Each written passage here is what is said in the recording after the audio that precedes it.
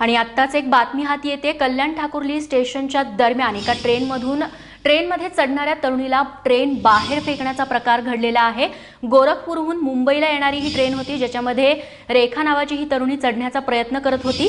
मात्र या ट्रेनमध्ये जबरदस्ती चढलेल्या एका तरुणाने तिला ट्रेन बाहेर फेकलं अशी माहिती मिळते। सध्या जो आरोपी आहे तो फरार आहे आणि पोलिसांकडून त्याचा शोध सुरू आहे।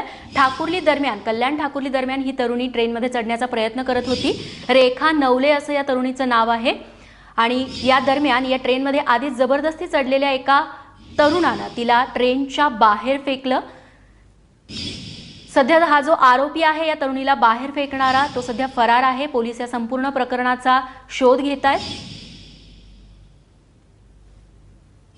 कल्याण ठाकुर्ली स्टेशन दरम्यानची ही घटना आहे। गोरखपूरहून मुंबईत येत होती ट्रेन। त्या ट्रेनमध्ये ही तरुणी रेखा नवले नावाची चढण्याचा प्रयत्न करत होती।